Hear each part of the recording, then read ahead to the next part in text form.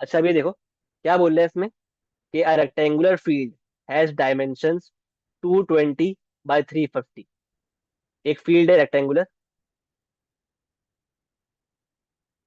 उसकी डायमेंशंस है, मतलब लेंथ और विड्थ है 220 बाय 350। सही है। ये डायमेंशंस है, मतलब लेंथ और विड्थ और ब्रेथ, मतलब ठीक है, एक ही बात। और कहा हुआ है कि each correct to the nearest 10 metres. ये दोनों वैल्यूज हैं, ये क्या है, करेक्ट टू नियरेस्ट 10 मीटर्स है। ये भी 10 मीटर्स के करेक्ट है, और ये भी क्या है, करेक्ट टू नियरेस्ट 10 मीटर्स। सही है। क्या बोल रहा है, calculate the upper bound for the area of the field. सही है। तो अपर बाउंड, अब देखो, आपको पता है रेक्टेंगल जो होता है ना, उसका एरिया जो होता है, उसका फॉर्मूला क्या होता है, लेंथ इंटू ब्रेड। पता है ये बात। यस। ठीक है। जो एरिया ऑफ रेक्टेंगल होता है ना, ये पढ़ा होगा आपने प्राइमरी क्लासेस में या फिर क्लास 6 में, 7 में, कि एरिया ऑफ रेक्टेंगल होता है लेंथ इंटू ब्रेड। सही है।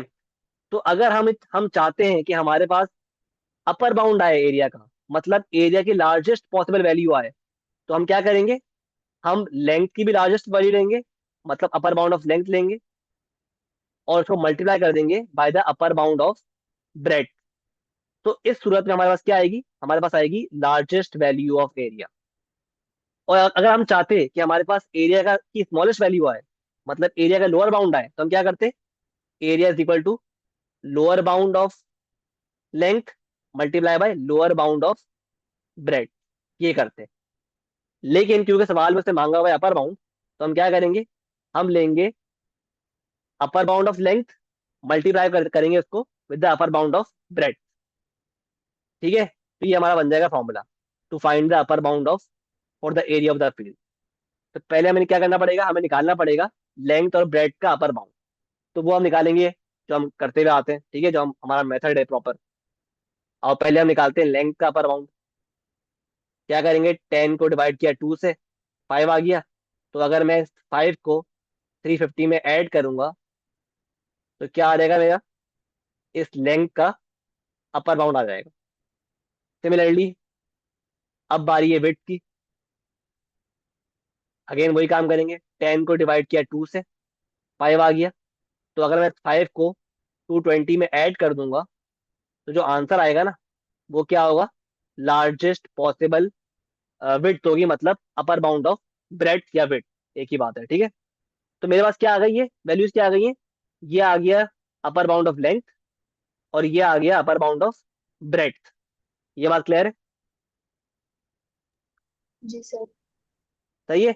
तो जैसे ही मैं इसको एरिया के फॉर्मूले में लिखूंगा, मतलब मैं ये करूंगा, area is equal to upper bound of length multiply by upper bound of width या ब्रेड।